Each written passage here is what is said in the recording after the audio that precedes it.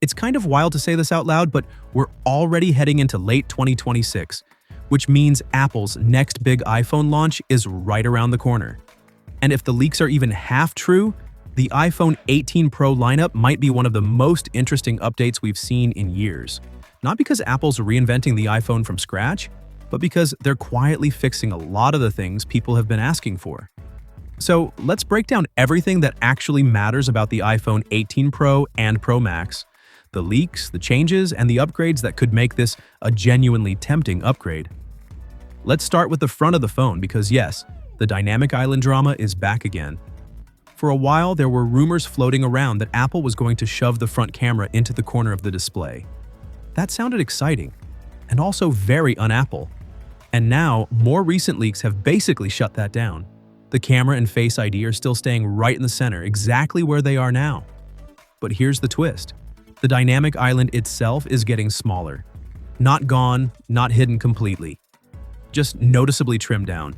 And the reason for that is Apple finally moving some of the Face ID hardware under the display. They've apparently been working closely with display tech from companies like Samsung to make this possible without breaking Face ID accuracy. The result is a cleaner screen, less visual clutter when you're watching videos or gaming, but the same dynamic island behavior when you actually need it. It still expands, still animates, still does its thing. It's just less in your face. Design-wise, don't expect a dramatic overhaul. Apple seems pretty locked into the design language they introduced last year, and honestly, that's not a bad thing. The only physical change being reported is that the phone is ever so slightly thicker. We're talking fractions of a millimeter. Nothing you'd notice in your hand. But that tiny increase makes room for a larger battery, and that's the important part. If this translates into even half a day more battery life, most people will happily take the extra thickness. Colors, though, are where Apple seems to be having some fun again. The Pro lineup is expected to get 3 brand new finishes. There's a deep burgundy red that looks far more premium than flashy, a warm coffee-like beige that feels very Apple meets luxury, and a lighter purple that sits somewhere between subtle and playful. At the same time, it looks like some familiar Pro colors are being retired. Silver appears to be gone, blue isn't making a comeback, and even black might be sitting this generation out. It's a bold move, but it definitely makes the Pro models feel fresher. Now let's talk cameras, because this is where things actually get serious. The main camera on the iPhone 18 Pro is rumored to get a variable aperture for the first time. That means the lens can physically open and close, depending on the scene. Bright daylight? It closes down to avoid blown-out highlights. Dark environment? It opens wider to pull in more light. This isn't just about brightness either. It gives Apple way more control over depth, focus, and background separation, without relying as heavily on software tricks. And that variable aperture won't be working alone. Apple is also expected to introduce a brand new main camera sensor, potentially developed with Samsung instead of Sony. That's a big shift because Sony sensors have powered iPhones for years. There's speculation this could be a high-resolution sensor and possibly even something in the 200-megapixel range.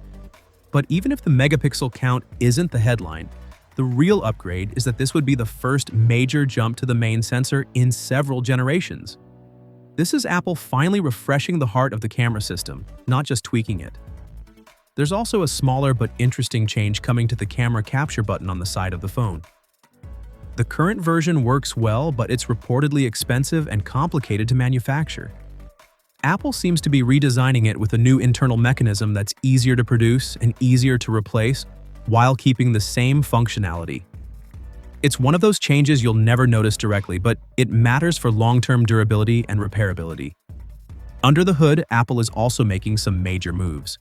For the first time in a Pro iPhone, Apple is expected to ditch Qualcomm and use its own custom communication chip. This would be the new C2 modem, and it's a big deal. Apple controlling its own connectivity hardware opens the door to better efficiency, tighter integration, and, you guessed it, improved battery life. And this is where things get really futuristic. Alongside that new modem, the iPhone 18 Pro is rumored to support full satellite data connectivity. Not just emergency messages or SOS features, but actual internet access, browsing, messaging, basic online use. anywhere. Middle of nowhere, no cell towers, no Wi-Fi, still connected. If this works the way the leaks suggest, it could completely change how reliable smartphones are in extreme situations. Powering all of this will be Apple's new A20 Pro chip, built on a 2-nanometer process. That's smaller, more efficient, and more powerful than anything Apple's shipped before. Shrinking the transistors means better performance without draining the battery, and while smaller chips can run hotter, Apple already introduced vapor chamber cooling last generation, which should help keep temperatures in check. So when you zoom out and look at the whole picture, the iPhone 18 Pro isn't about one flashy feature, it's about refinement. A cleaner display, better battery life, a genuinely smarter camera system, stronger connectivity, and a chip that pushes efficiency forward again. It's Apple quietly stacking meaningful upgrades on top of each other. The real question is whether that's enough to make you upgrade. Let me know what you think, because I'm genuinely curious where people land on this one. And if you enjoyed this breakdown and want to stay up to date with everything Apple is working on next, make sure you're subscribed. I'll see you in the next one.